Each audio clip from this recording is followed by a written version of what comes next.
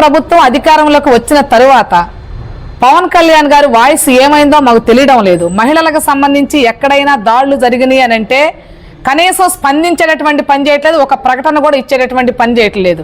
అంటే ఇది మీ పార్టీ భావజాలమా అని అడుగుతా ఉన్నాం. మహిళలకి అన్యాయం జరిగితే వాస్తవాల్ని తేల్చేటటువంటి పని చేయాల్సినటువంటి అవసరం ఉంది. అంటే ఎన్నికలకు ముందు ఒక రకంగా, ఎన్నికల తర్వాత గెలిచిన తర్వాత ఒక రకంగా వ్యవహరిస్తున్న తీరు కనపడతా ఉంది.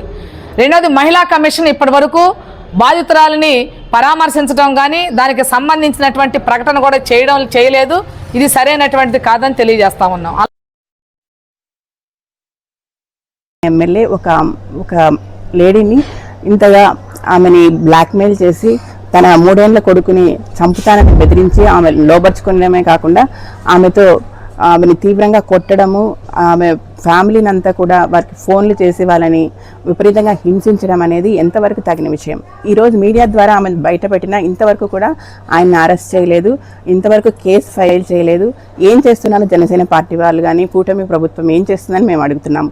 ఈ పవన్ కళ్యాణ్ గారు చెప్తారు మహిళల మీద చెయ్యి వేస్తే వాళ్ళ తాట తీస్తానంటున్నారు. మరి పవన్ కళ్యాణ్ గారు ఇంతవరకు కూడా దీని మీద స్పందించలేదు. దీనికి మేము ఏమనుకోవాలి?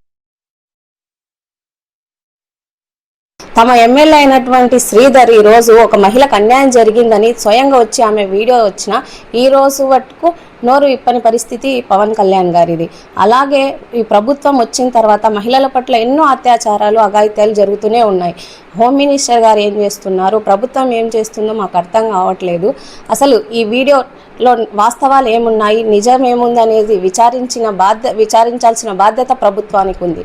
నిజంగానే ఆ మహిళకి అన్యాయం జరిగింటే ఎమ్మెల్యే గారిని ఎలాంటి శిక్ష విధిస్తున్నారో కఠినమైనటువంటి శిక్ష విధించాల్సిన. ఎందుకనంటే ఎవరైనా చిన్నపాటి వాళ్ళు చేస్తేనే మనము వాళ్ళ మీద కఠినమైన చర్యలు తీసుకోవాలి అనుకుంటాం. ఒక బాధ్యత వహించాల్సిన వ్యక్తి, ఎమ్మెల్యే అయినటువంటి వ్యక్తి ఇలాంటి పని చేస్తున్నారు అని అంటే ఇంకా శిక్ష అనేది కఠినంగా ఉండాలి.